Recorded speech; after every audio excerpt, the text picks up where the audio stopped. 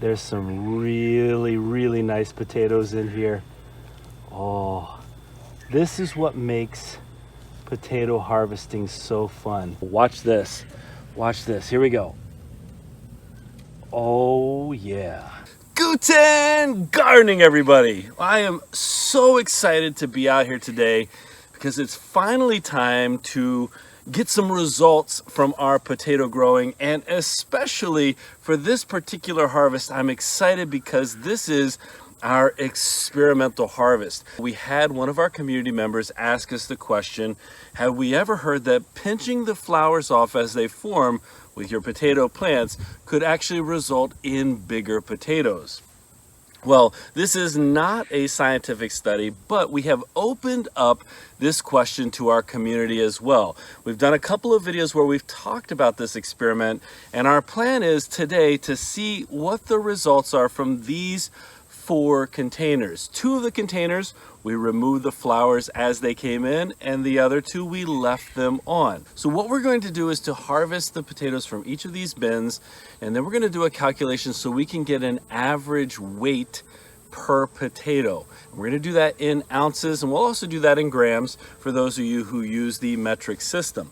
And that should give us an idea as to whether or not there is any remarkable difference between taking the flowers off and leaving them on. Now, this is such a small scale experiment that this is not in any way a scientific experiment, but for those of you who have decided that you'd like to take part in this, we're going to have a form linked in the description of this video for you to do the same thing we're doing in this video, the same thing we're demonstrating in this video with your experiment. And I know a lot of people have actually signed up for this and have said they would like to do this.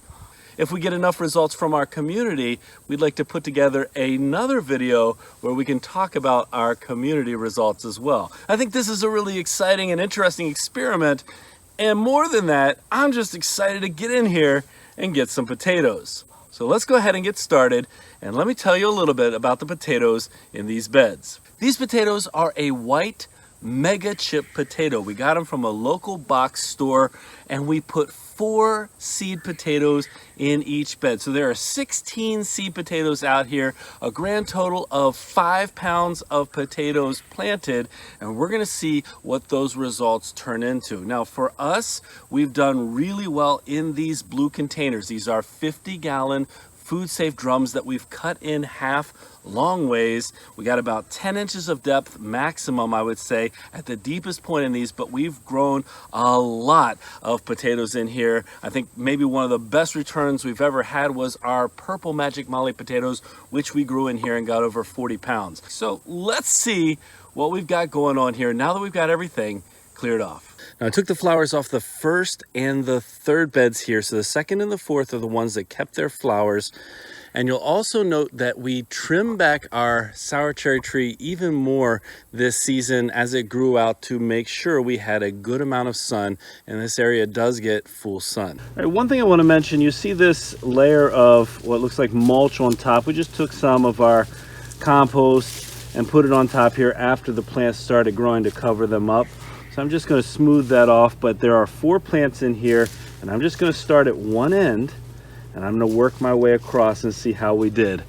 I can't tell you how excited I am. And by the way, the mix in here is just the easiest stuff in the world to work with. Okay, I'm going to just, before you see anything, I'm going to reach down in here and see what there is to feel. I got a couple little ones. Do you think that's what they're all going to look like?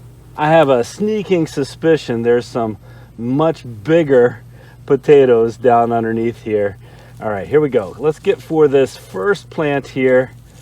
Let's go ahead and see what we've got down in here. You know, when I pulled this up, I think everything detached from underneath. All right, right down in here, what I'm seeing with these mega chips so far is really small, and these are the ones that we pulled the flowers off. I'm also seeing a bunch of potato scab on here, which is not something we've really dealt with so much in these beds in the past. Now, I don't expect them all to be that size. This and bigger is really what I'm expecting out of these plants in here. I will also say, interestingly enough, that the stem on this first plant that I'm looking at is a little bit thinner than the stem that I saw on a lot of the other potatoes in here. There we go, there's another one. So we've got some nice ones in here, but so far, there we go. That first plant set us up to make it look like we weren't going to get much of anything, but then here we go. These are nicer. Now the mega chips that we grew in the roost stout were a good bit bigger. Oh, there we go. A couple more. All right, these are not nearly as big as I anticipated when it came to pulling the flowers off, but it's very early on in this experiment. Have you noticed when you've grown potatoes, if you've grown potatoes in the past, that the bigger stems tend to produce, the potatoes with the bigger stems tend to produce bigger potatoes? Has that been an experience that you've shared with us? I think our Magic Mollies were the biggest stems that I remember seeing, and the results from there were just so many, and they were such a great size.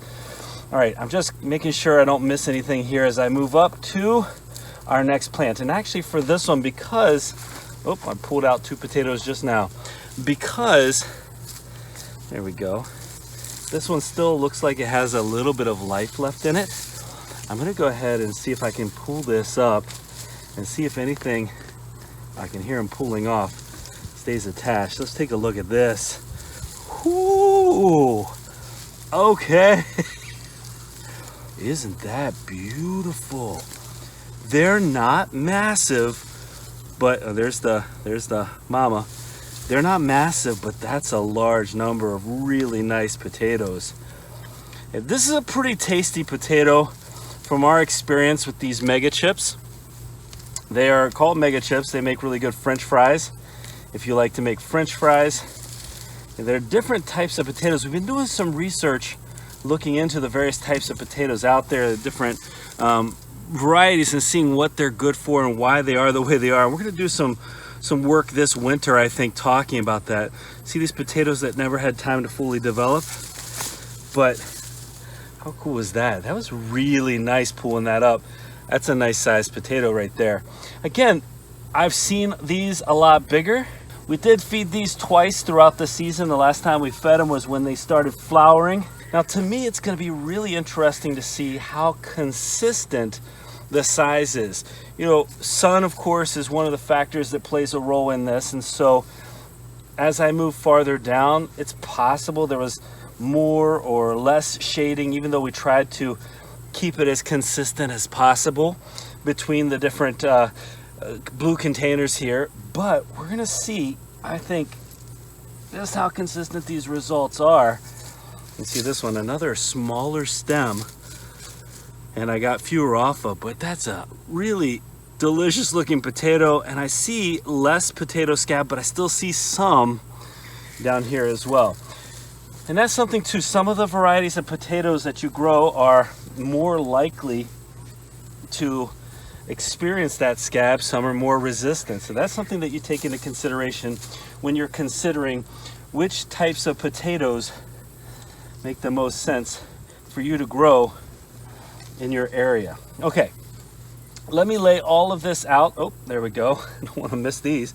Let me lay all this out and I'll show you our harvest for the first bin. All right, there you can see the results from one bin. And again, this is a bin where we removed the flowers. All right, here we are at bin number 2.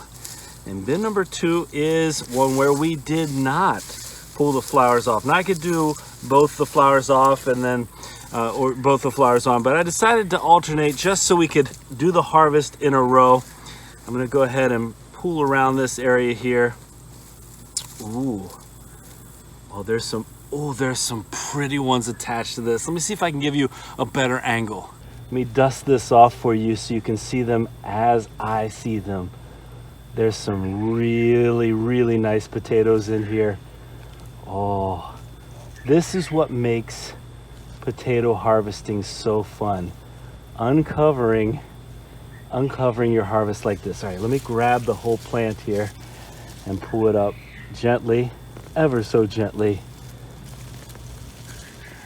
Look at those. That is beautiful. This is probably the biggest potato so far. I'm not seeing a substantial difference between that first bin and this bin. You know, one of the things that's interesting about trying to harvest potatoes and bringing somebody along with you is it forces me to really slow down and complete the harvest. I had one person ask me one time in a comment, could you just hurry up and harvest? No, I'm good. I'm gonna harvest at this pace so I can enjoy every single moment of discovery. It's actually been just over 100 days since we planted these, about 105 days.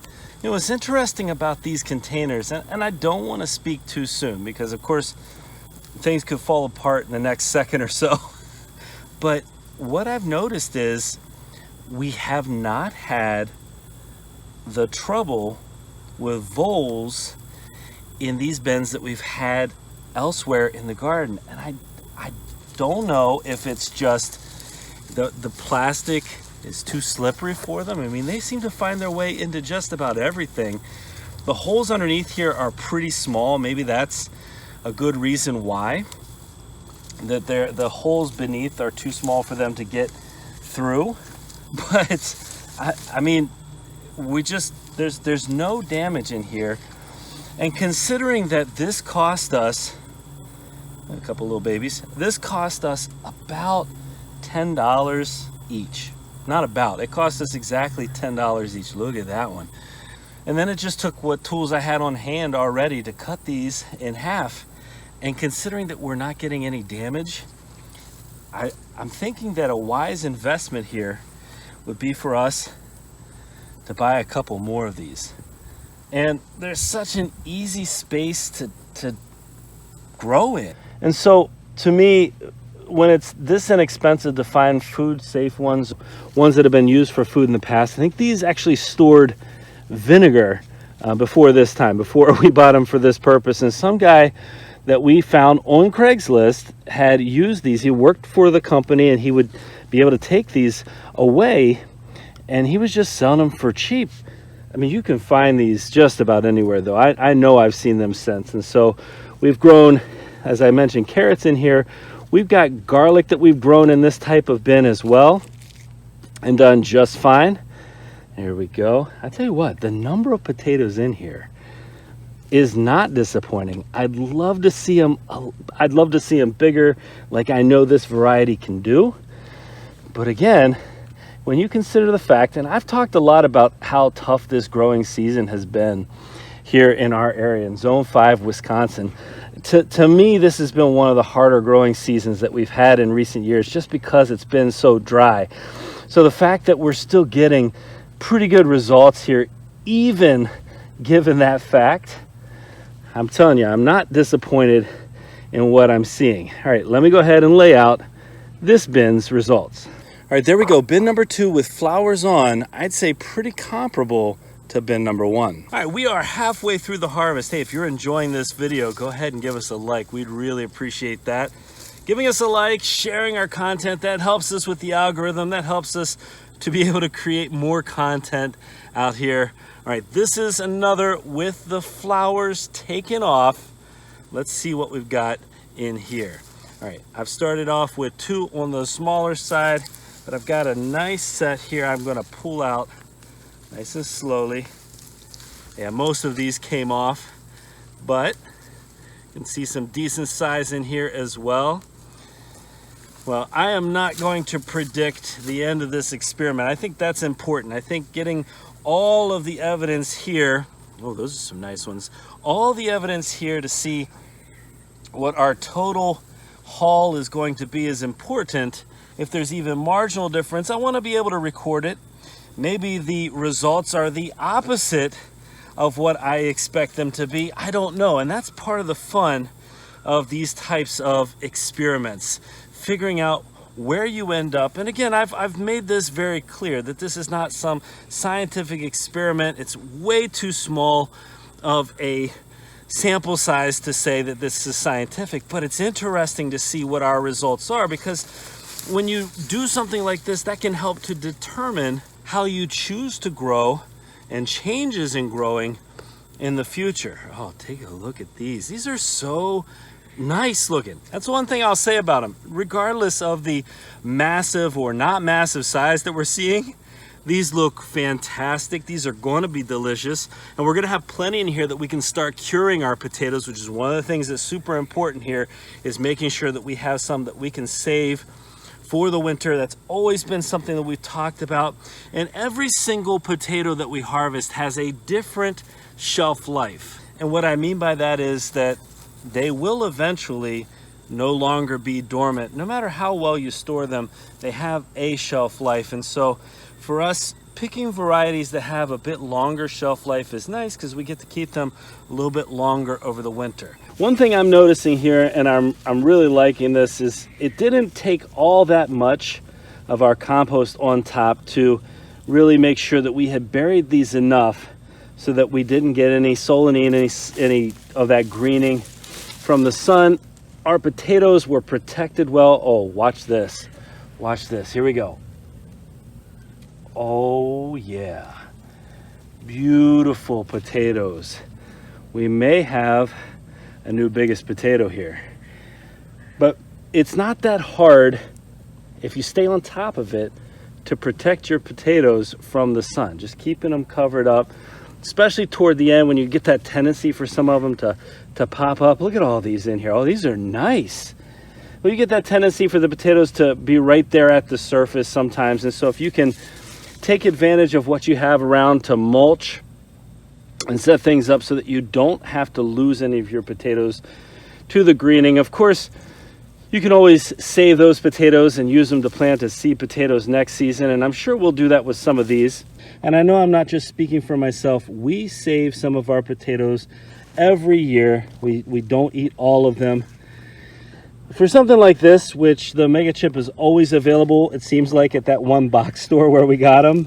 You know, it's maybe that's something that we could do, but you eat all of the ones that we grow here. But at the same time, you save a couple pounds of them, and we'll have plenty to do that with, I think, with all the other potatoes that we're growing here. It'd be nice to plant some and see how they turn out in year 2. By the way, if you haven't watched our French fingerling potato video that just came out, you should check that out. If you want to talk about growing potatoes year over year over year, those are in their 4th year here, where we've been growing from that first original planting. Oh, there we go. There's another nice one. Don't want to miss any. All right, I think I got one more potato in here. Are you kidding me? I just said this in my fingerling potato video, but I cannot do a potato harvest without finding some present from a squirrel. All right, let's take a look at bin number 3. Well, this has been a ton of fun for me so far. I'm on to the last bin, the one where we again did not remove the flowers.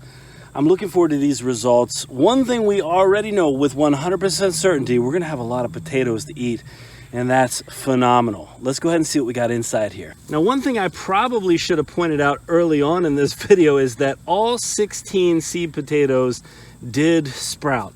I think that's important to note, otherwise we'd be at a definite disadvantage. I want to say that this one looks about the weakest out of all of them, though, in terms of the overall stem and the overall health of the plant. In fact, I got this one potato right here, but it looks like it's trying to send us over to this plant. So I'm going to go ahead and harvest this one so I can search through this whole bin a little bit better.